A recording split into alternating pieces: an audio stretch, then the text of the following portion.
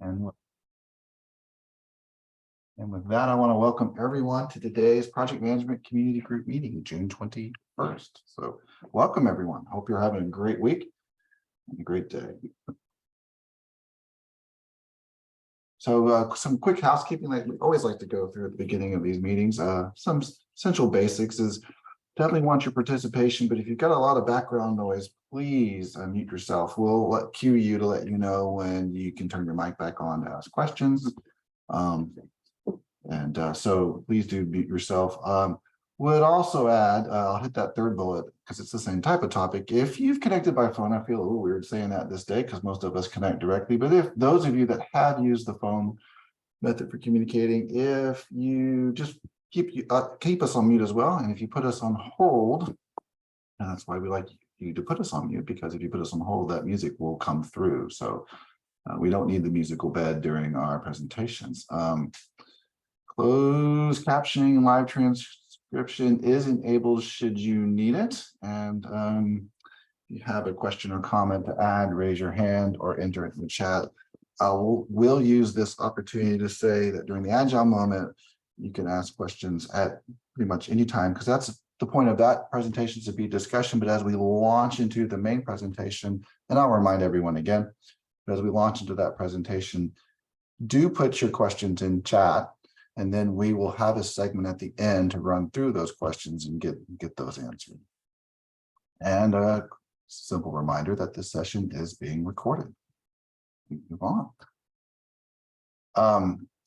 We've got our hosts here, the PMC co-chairs and steering committee. So they're all here and well represented. See if I can do this on the fly. We've got Carol, we've got Patty, we've got Alex, and we've got John and Adam, as well as Jen and Christina. And in checking the camera boxes, I don't think I've missed anyone, but if I have, I apologize. I think that's about everyone there. So, and again, I've talked about this. We'll go over our Agile moment and our main presentation. And again, for that main presentation, we'll save those questions toward the end. So hopping on to the Agile moment, I'm going to give the baton over to Christina so she can help get us started with today's Agile moment. Thanks. Topic is collaboration. So if you can slide. Oh, sorry. No. Fun. So the customer negotiation, it's all finding value in the action. So not spending as much time up front on planning how the are going to go, many interactions, but more managing that relationship, being present at interaction.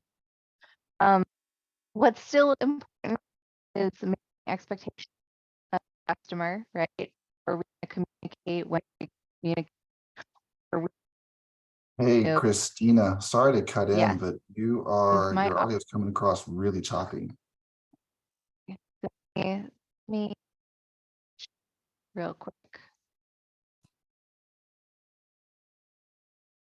Is that any better? Much better. Okay. All right. Let me take the headset off then. Okay. So do I need to repeat anything or should I just keep going? Go ahead and repeat from the start, because there wasn't much we could discern from that. Okay. You don't have to talk about the topic. You could start at this slide. Okay. Yeah. So the idea behind this is valuing the interaction with the customer and not spending as much time documenting upfront planning and not as much time documenting how the interactions have gone, but more so in the interaction itself.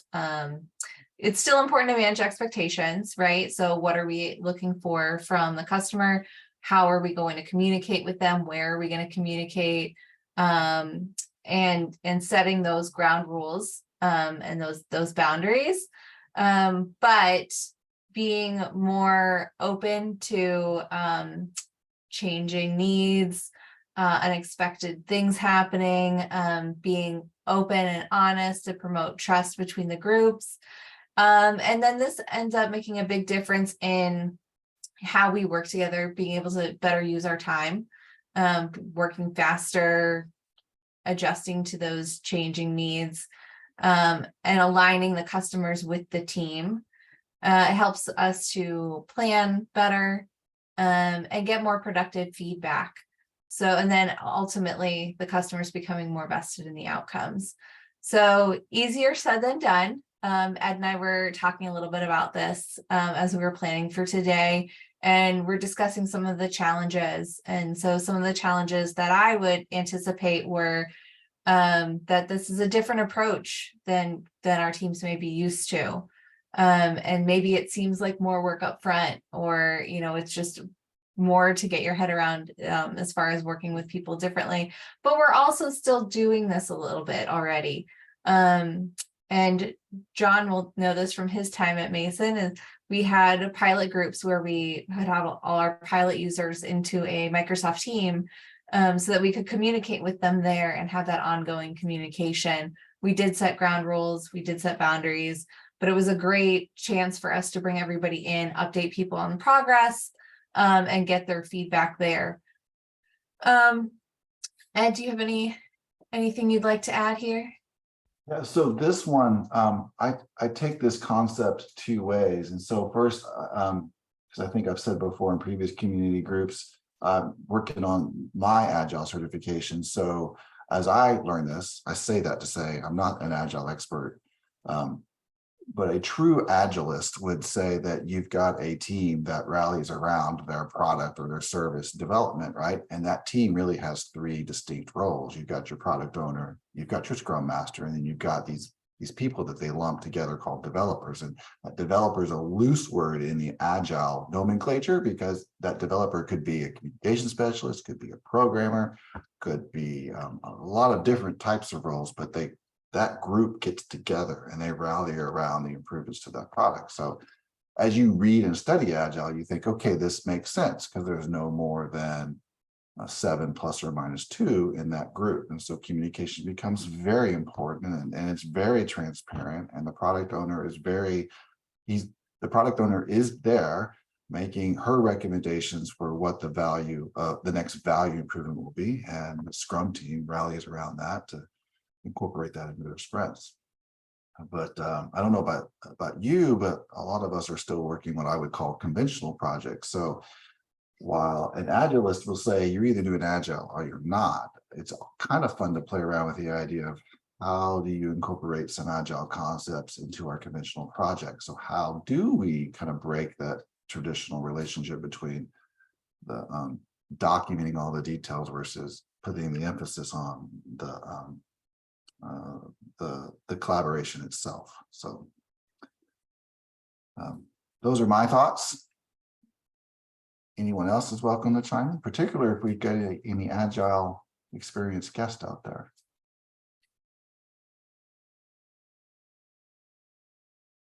Yeah, has anybody else had any success in making changes in this area or seen a difference?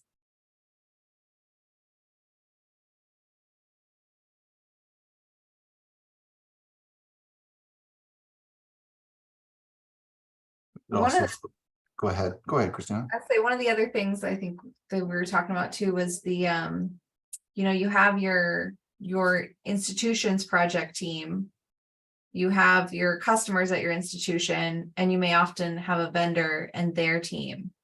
And so how do you incorporate those three teams together in this framework?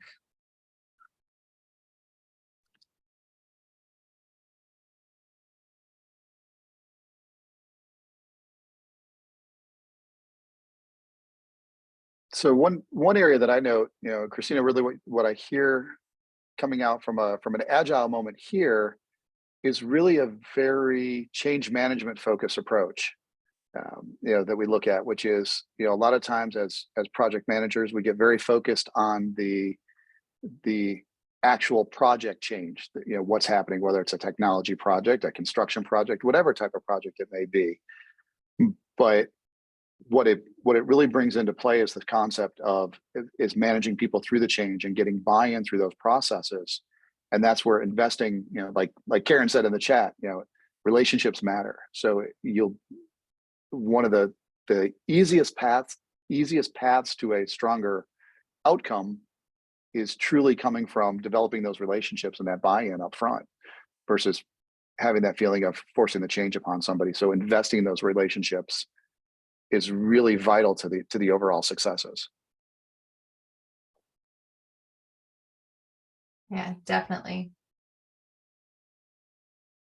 I think there's definitely a big difference when we are working on something and deploy it versus, without really a lot of upfront interaction with the users versus when they are more heavily included.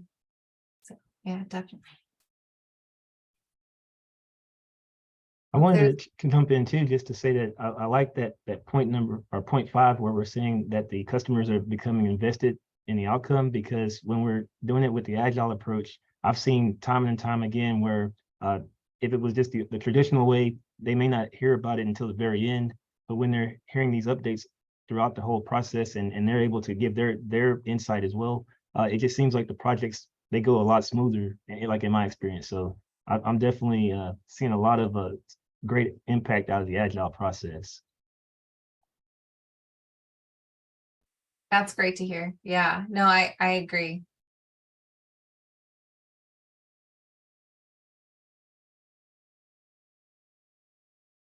All right. Well, if there's no other feedback, we can move on to the next slide, which is to say that we would really like any other feedback or if anybody else would like to participate or host an Agile moment, you are more than welcome to.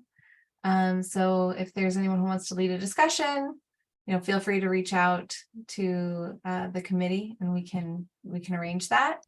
If you have feedback on the Agile moment or would like to hear about a specific topic, then also feel free to reach out. Absolutely. Thank you, Christina, for coordinating these Agile moments and getting these together. And I want to echo what Christina says. If you want to cut your teeth on presenting to a group, this is a great way to do it. You don't have to think of yourself as an Agile expert. I know I don't. I'm still reading the books and working toward the exams. And this is just a great way to facilitate the discussion. And Christina and I can help you with that. So if you've got something passionate in the Agile world that you really want to talk about, this is the place to do it. And you only has to be 10 minutes long, as I watch the timer that I'm looking at get down to 25 seconds. So there we go. Good job, Christina. So we will now pass that proverbial baton over to John. You want to take it from here? Wonderful. Thanks, Ed. Thanks, Christina. I really appreciate that. Good topics. So I am fortunate this afternoon and excited to introduce our guest speaker today, Linda Costas, who's with us. And Linda has spent over 35 years in corporate and higher education, developing leaders with an emphasis on authentic conversations that build trust and transparency. Whether it's experiential programs, assessments, or senior leader professional development, she's built, advocated for, and delivered lifelong changing, career-enhancing, and practical programs that improve performance and readiness for next-level positions. She brings a strong presence coupled with a sense of humor, and I can vouch for that personally, and an empathetic ear towards leadership challenges. So that's all my formal stuff. And when she's not growing leaders and developing effective teams, she just loves to travel and with her family. And in fact, she returned from her recent trip just to the south, from the south of France. So thinking about on the beach in the Côte d'Azur, just to come back and speak with us today. Otherwise, she would still be there hanging out on the beach. But as you'll see over the next half hour, she has an incredible approach that takes what I consider an often difficult and very personal topic, and has this innate ability to leave all members of the team feeling equally valued and understood, and most importantly, with no judgment. So as Ed said, we encourage you to put any questions you may have in the chat during the discussion, and we'll take some time at the end to answer those and any others you may have. And Ed's going to be monitoring that throughout. So without further ado, I'm going to hand it over to Linda, who is going to walk us through some building effective teams. Let's see if I can do this right. Okay, thank you very much for all of that. Let's see if this works. Okay, here we go. Come on. All right. Can you see that? We are good. Yes, you're good. Great. Okay. Thank you so much for having me. Wow, what an interesting way to kick off your session also with the Agile moments, because it's like perfect timing for the conversation that we're going to be having over the next 30 minutes or so. You know, you guys talked about the what and the how and the why. And, you know, when you think about that, it's all about communication. The agile process is just another format for a communication structure. And I think we take for granted that communication is just easy thing, and that everybody communicates in the same way. And so it's just this really easy process, but yet communication breaks down over and over and over again. And I agree with a comment that in all things relationships matter, but the idea of figuring out how to build the relationships and how to kind of get out of our own way in figuring out how to build a relationship with somebody that may think a little bit differently than us, that's really the key to all of this. So kudos to you guys for talking about these things. I think it's super important. So thanks again for having me. The good news and bad news is that I could talk about this topic for days. I am passionate about the essence of what this tool gives us, and that is insight into how people think. And why does that matter? Well, like I said a little bit earlier, most of us assume that the way we think is the way everyone thinks. The way we go about doing something, prioritizing, interpreting instructions, understanding what a deadline is, and also what makes us mad. It must be the way everyone else too, right? Oh boy, if we really believe that, we are dead wrong. So I thought I would see here, take you into this slide. I don't know about you, but how many times do you sit in a meeting and this actually happens? So John says to the team, we need to get ourselves organized against an important and urgent project. You have most of the background from the overview that I sent you. And in that doc, I laid out our timeline into the usual gated milestones. Mary says, I reviewed the document. It's generally correct and helpful. However, I think it would help us if we benchmark this timeline against our previous 2 initiatives to ensure the schedule is achievable. Pat says, well, I like the plan. Did you think about the last request that we weren't able to fulfill in that last update? It might be useful to add that scope to this initiative. We might even want to hold a couple of sensing meetings with the client group to see if the scope is correct. Tina's saying, oh my God, I think we just need to focus on only the top 3 priorities that have been clearly articulated to us in the plan. Benchmarking and further sensing is just going to slow us down. The plan, as stated, is more than accurate. This is how it works when teams haven't taken the time to learn each other's communication styles and what they need to be able to do their job successfully. So while John is talking, while they're listening to John introduce this project from the previous slide, often this is what they're actually thinking. Mary's thinking, if he would just let me review the stuff ahead of time, we could start with accurate data rather than sharing imprecise timelines that will later need to be changed. And Pat is saying, this is the first meeting and we've already converged on everything. There are a few things we could add that wouldn't slow us down and lead to a better experience.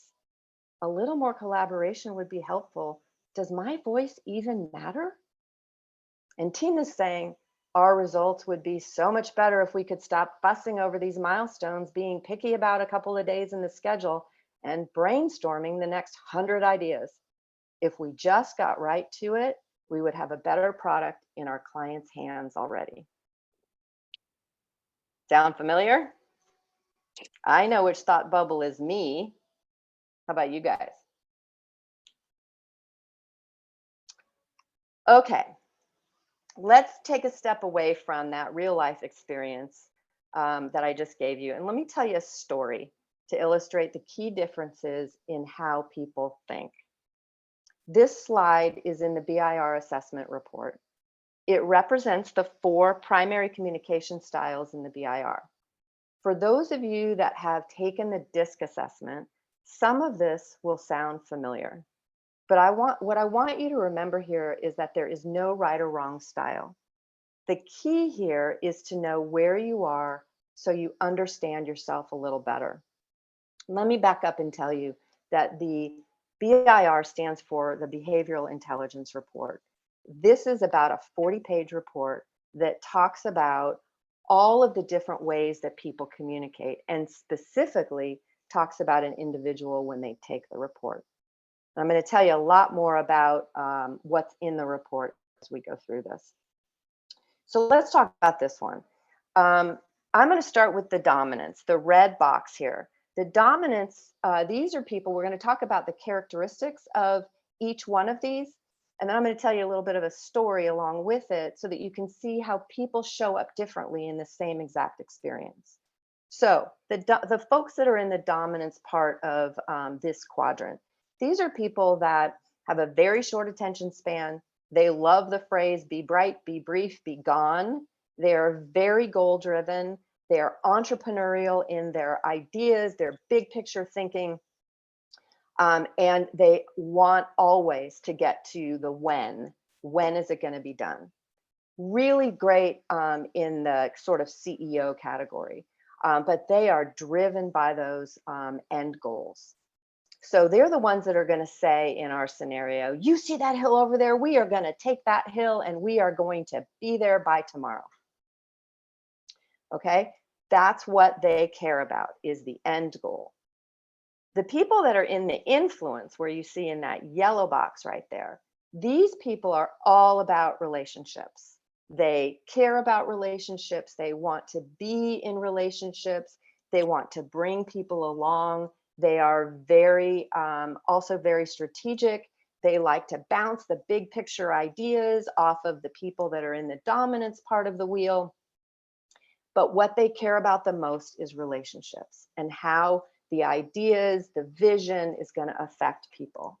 These two people are, these two groups, dominance and influence, are also, they're people that can move very quickly from one thing to another. They don't need a lot of planning. They like new things. They like the bright, shiny objects, and they like to do it in groups. So even these people that are in influence, they're going to say things like, oh my God, it's going to be so amazing when we get to the top of that hill. The sun is going to be shining. We are going to have all of these employees that are going to have so much fun over there. We're going to crack a bottle of champagne. We're going to celebrate with everyone. It's going to be amazing. And they love surprises. They think that is like the essence of a good day, is good surprises. And so they decide, let's not tell anybody that we're going up the hill until Thursday afternoon and we're going up Friday morning. Now, some of you on this call are already getting a pit in your stomach because you know how that feels. So these people in the steadiness, the green, these are people that are all about steadiness and pace and consistency and planning. These are the great project managers. Some of you are really resonating with this right now, that can build a project plan like nobody's business. They are very loyal. They want desperately to help the people in the dominance and the influence sectors to get to the end goal. These are the implementers. These are the folks that take these big picture ideas and actually implement on them. So what happens when the person in the influence says, surprise, we're going up the hill tomorrow morning.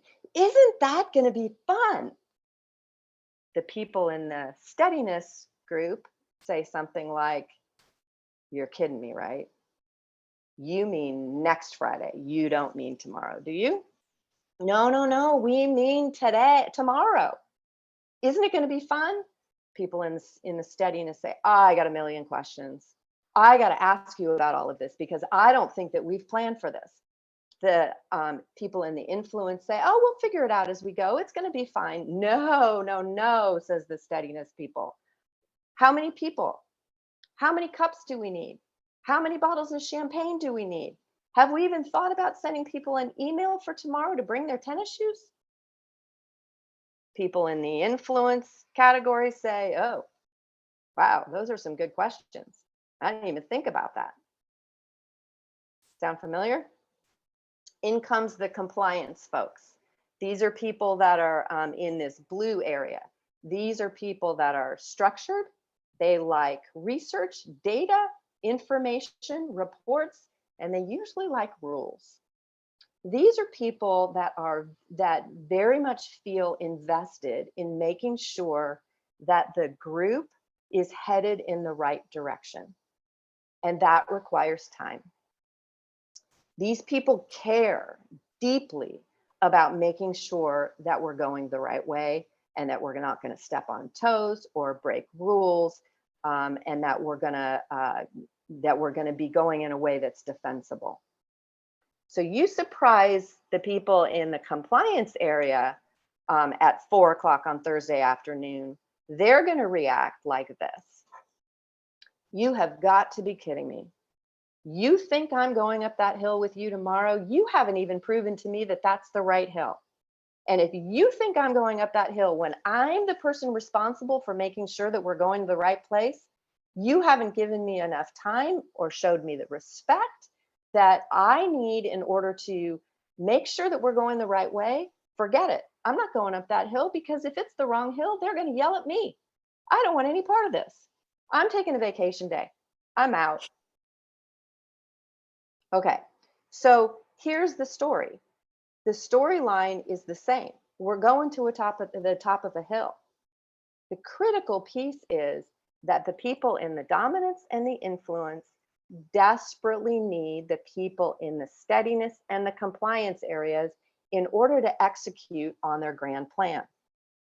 Without them and without giving them enough time to plan and prepare, nobody can show up well.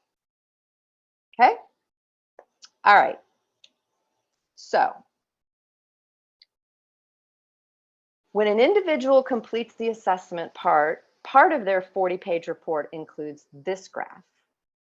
As you can see, this is our friend John Preddy's report. He gave us permission to share it today. And actually, maybe I'll pause here. And John, if you want to add something, do you want to talk about this slide or do you want me to? Oh, I can talk about it. That's why I said I agreed to share, and I think it's good. I know we said we weren't doing questions, but I think this hits Ed's question a little bit on there. Of when I saw this, it was a wow. It's as you talk about that hill example. I could definitely feel do we need to bring tennis shoes? Is that the right hill? And I know going back from some of our first conversations, I could sense that. And having that conversation before seeing this was eye-opening because it's just a wow. And I think one of the things in my report personally, in reading it, there was a line in there that said, he may accumulate so much data that the details overwhelm him, and I want to be absolutely sure that my decision's correct. And that, for folks who have worked with me know that's me. I talked about travel in the intro. It took me 2 weeks to book my flight for a vacation that I'm going on in September because I had to make sure that I'm on the right airline, the right times, feel like I'm getting the best price. What time are we going to arrive? If we leave at this time, are we going to get the right amount of sleep on an overnight flight? So it times the body clocks and what time do we want to get everything? And it paralyzes you. So I think it really seeing those things put into words that you could never describe, I think is really something that resonated with me. And I kind of look and see based on that so what does it all mean? What do I do with it next? And I think that's where I'm learning from this is, so what do we do with this? Yeah. So a little bit of explanation on what the graph says to me. It says that the single most important thing to John is the compliance, the higher blue bar. Data, information, facts, reports. He just described exactly what this would say about him in his analysis about booking his flights. I'm in a very different part of the wheel. I did not take 2 weeks to book my flight to the south of France. When my husband said, let's go, I was booked in an hour because I wanted to be able to do that for him. And then I figure it out as I go. For John, the two most important things are getting it right and making sure there's a plan. That's the green, the S. That is the way he protects relationships. That's the way he shows up in a relationship to make sure that something is well-oiled and well-planned. And that's what you see in this graph. The next slide is a piece of his report as well. This is a list of ways to communicate with John and ways not to communicate with John. It is specific to the individual in the report. So what you see here is specific to John. Mine looks very different. And what we do is we ask people to pick the top 3 or 4 from each list and share them with their colleagues so that they would say things like, hey, when you do these 2 or 3 things, I will be able to fully hear you and I will be fully present. But when you do these things, I'm going to pretty much shut down and stop listening to you. So it would be really good if you wouldn't do those things. John, anything you want to add here? I think one of the, in seeing this, one of the things that immediately resonated with me when you asked about those 3 were, give me time.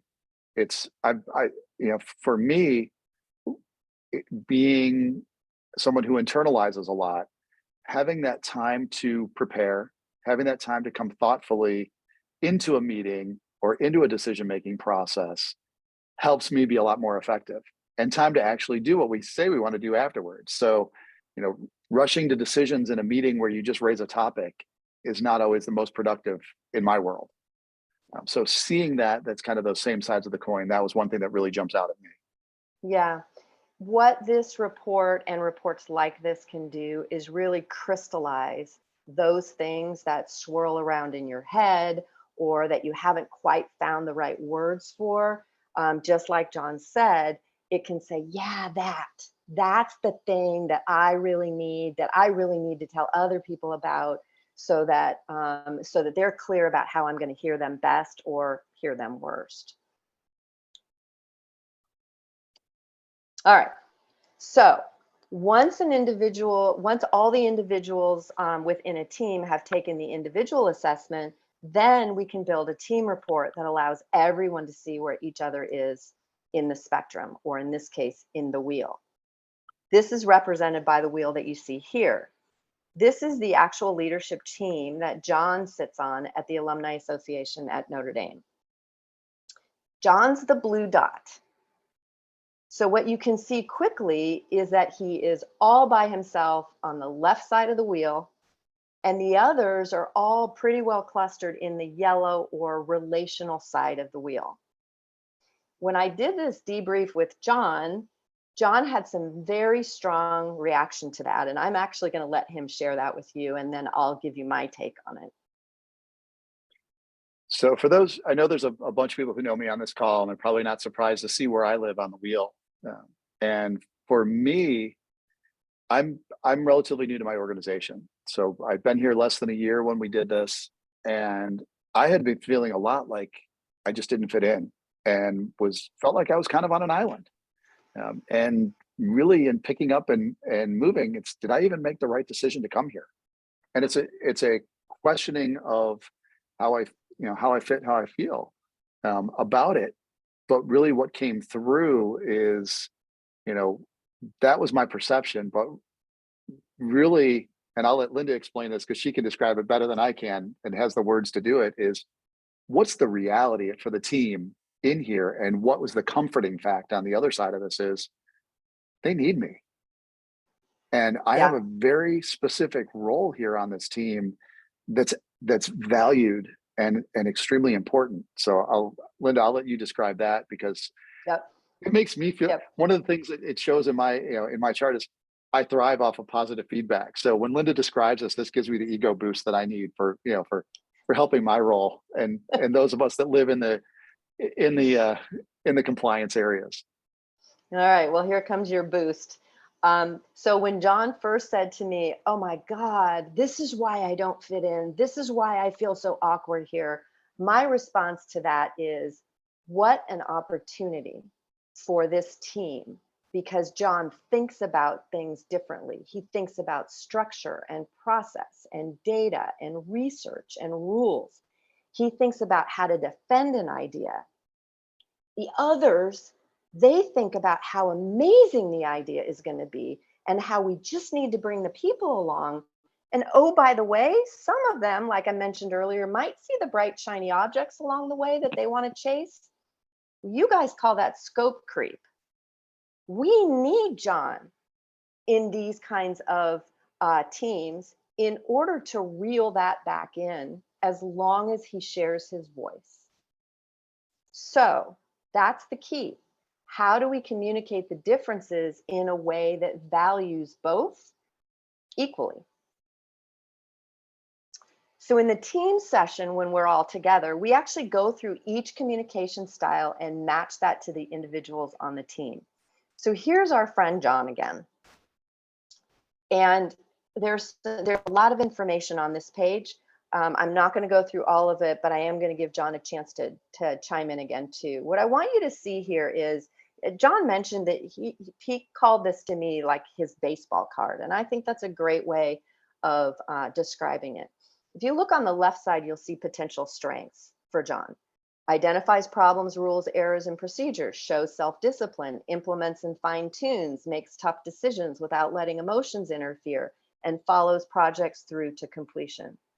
Critical things that you need on a team. If you look at right in the middle on the right side of the page, the value to the organization. This is somebody that looks for logical solutions, is conscientious and steady, and has a respect for authority. The thing that I think is really kind of humorous about this on this page is then at the bottom you see words that work and words that don't work. So what John wants to hear is things like it's proven and standard and organized. Everything is in its neat little place. The words that make his skin crawl: unfamiliar, hectic, I'd add frenetic, and incomplete. Now, what I want you to know is that those people that you saw on the yellow side of the wheel, the words that work for them are unfamiliar, hectic, frenetic, incomplete. And so it is the polar opposite, which makes that such a tremendous value.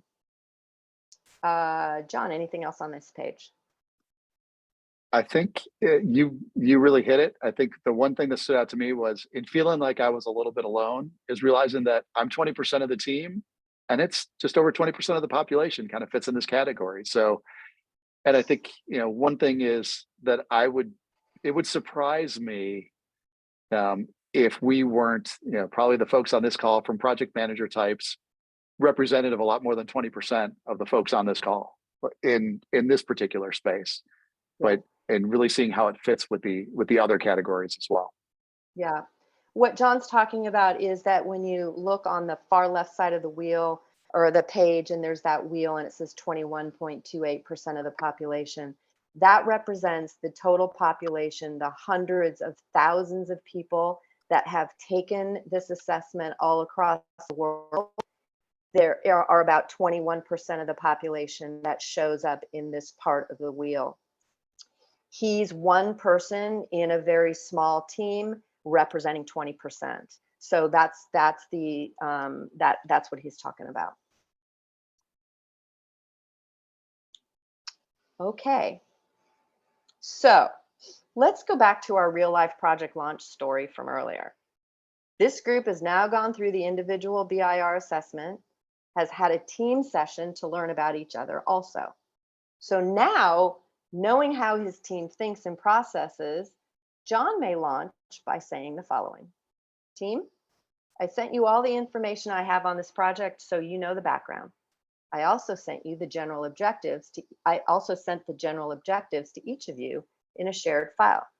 In preparation for this meeting, I asked Mary to update my starting point timeline based on our historical performance. Pat has reviewed and updated the project scope based on the success criteria and client requirements for this initiative. Now, let's review together what we've done so far to see if we feel good about the direction we're going. Based on our discussion, Tina will review the plans so that the client has realistic expectations and so that we are accountable. Different, huh? I want to leave you with some final thoughts, and then we can open it up for questions if we have time for that.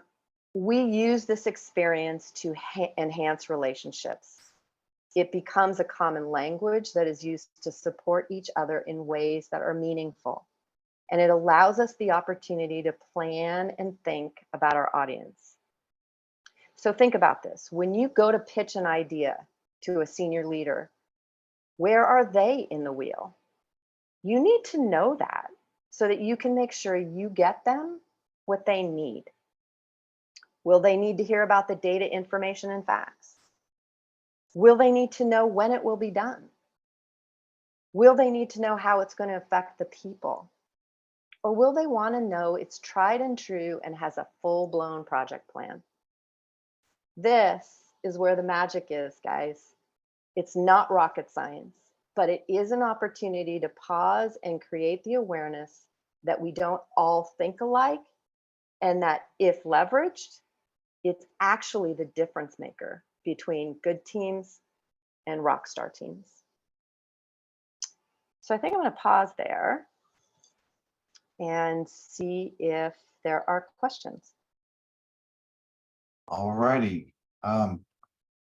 Awesome presentation. I'm scrolling back up through the chat window to see if I can get to the top of the question list. So I think, John, you already addressed this, but just in case you or Linda wanted to expand on it more, question that I had put in there that you had referenced was, do you find that people are balanced, but can be balanced between two or more of these categories as opposed to being dominant in one?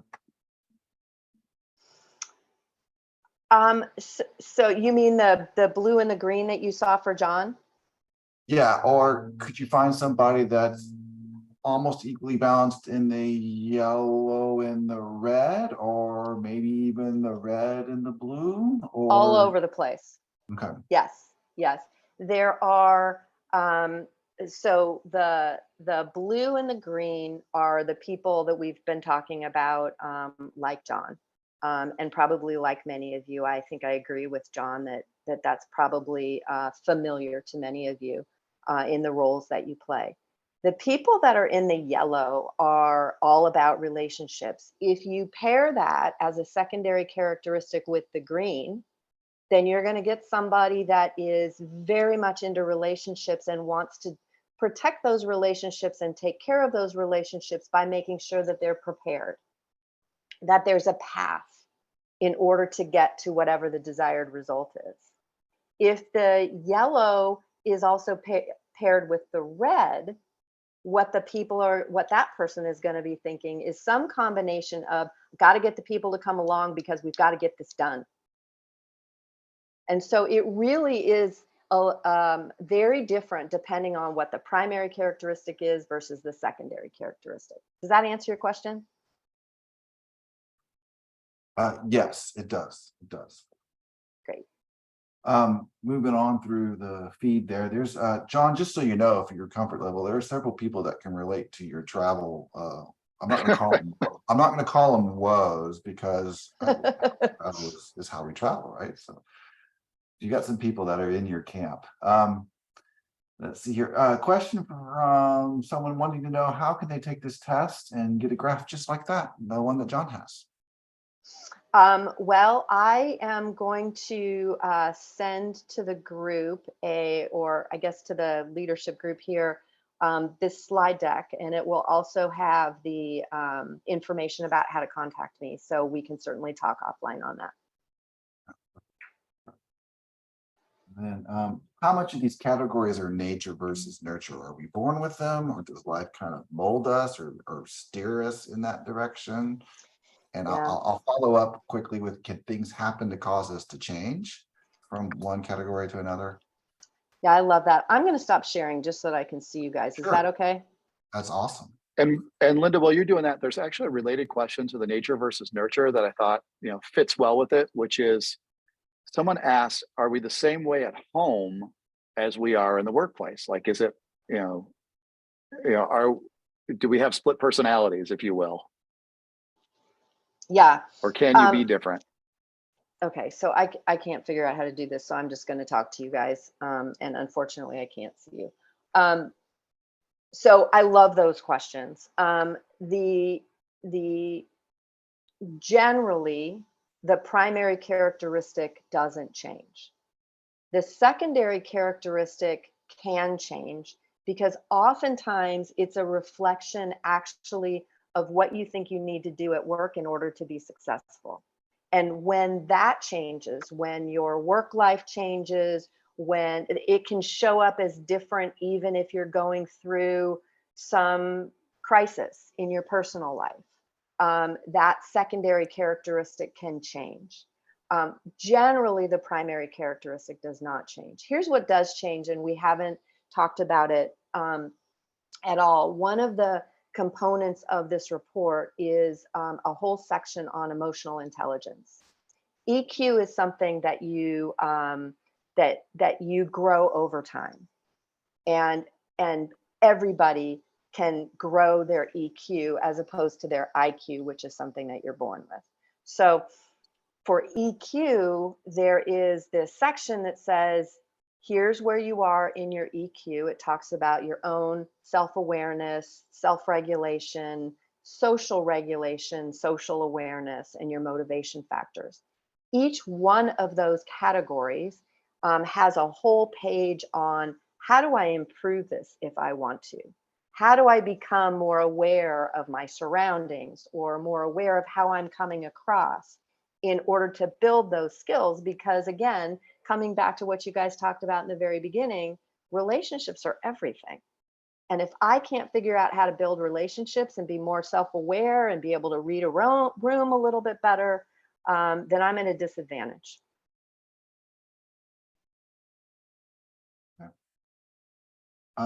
Moving through here, question. Had some of these others, so I'm not just asking mine. So questions, what is the name of the organization that creates these personality profiles?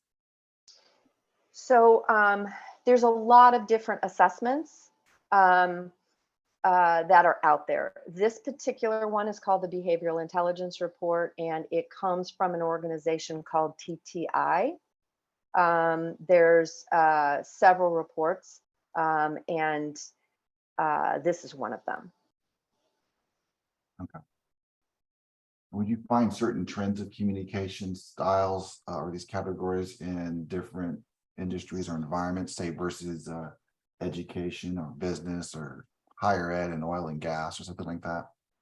Yes. Yeah, there's tons of data about this. There's tons of research. You can imagine, if you think about it, if you think about a sales organization, what do those people need to be? Most often you're going to see a bunch of yellow in them, because in order to sell, you need to build relationships.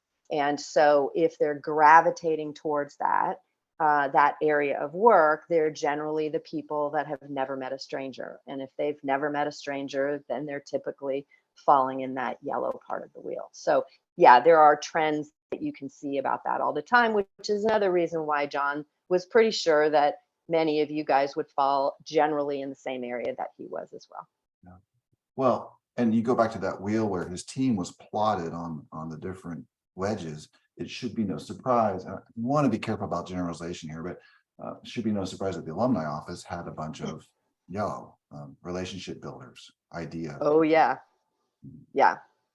But think about that, again, how critically important is it for them to have somebody that thinks differently? Yeah. Because they are so emotionally charged in their relationships you got to have somebody that's got a little bit of that logical sense of what goes into making a decision as well. Okay. There's another plug for you, John. Thanks. All right. And then this one just came in a couple of seconds ago, so I'm going to read it on the fly here. I couldn't help but to equate being heavily in the compliance or steadiness, this is to being the parent or person in a relationship who carries the mental load. It made me wonder, do these people then tied to carry that mental load for a team project, and how do you address that with the dominance influence members? So I think you've got this person, if I could summarize it, you got someone who carries the mental load in two different environments, both at home and at work. And how do they relate to those that are on the other side of that wheel? Yeah, I think that's where the magic is, truly. Ed, is giving yourself the chance to get outside your own head and try and walk in somebody else's shoes for the benefit of the whole. And so there are plenty of people that go home after they do this individual BIR debrief, looking at their own report. They go home and they hand this to their spouse and they say, "This isn't me, is it?" And their spouse says, "Oh yeah, it's you. It's exactly you." And it prompts this great conversation, because oftentimes, spouses are different. And you get to a point, whether it's at home or at work, where you say, that annoying thing that they do all the time, I get it now. I understand where it's coming from. I actually can appreciate it more. And it creates some conversations that don't make anybody wrong and create some better awareness. Yeah. And someone else mentions they've seen a similar tool with the insights. That's what their university uses. And I've seen that at places where I've worked in the past, and which reminds me, there's also a component here. I don't know if people are familiar with this. What insights would say is, when you're in times of stress, you actually flip to the opposite side of the wheel. So if you're on that green blue side, if we can pick on John a little bit, if something happened that was really critical, stressful, then off he goes to the other side, and all of a sudden you're watching John being a little bit more direct. So says the insights theory. Yeah, it's certainly possible, because people operate on that entire wheel all the time. Yeah. You can, if you're in the green and the blue area, you can be a red or you can be a yellow when you need to, but it's really not your happy place. Your happy place is over, in this case, in the green and the blue.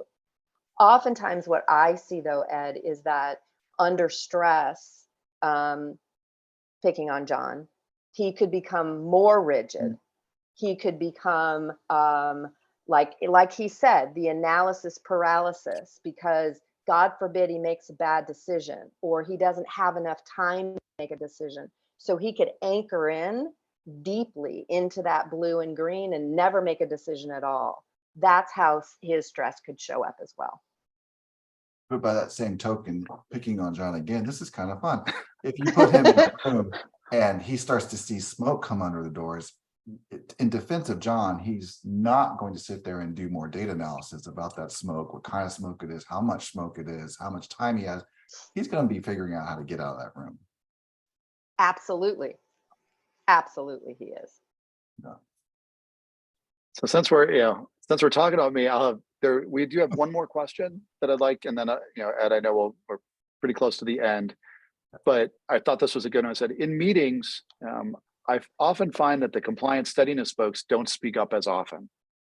What are some best practices to make sure that their thoughts are heard and understood? Oh, what a great question.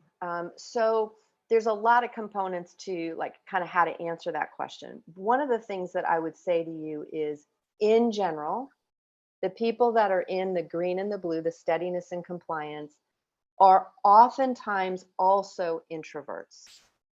Not always, but often.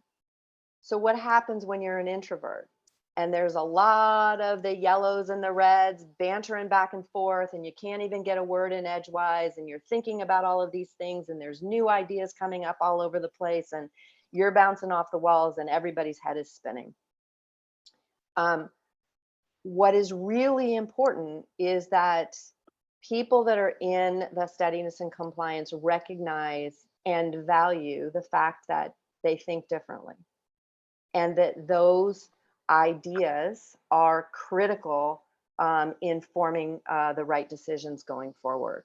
And so if I'm a yellow or a red and I care about the yellow and the blue, the blue and the green, I'm going to try and do a couple of things.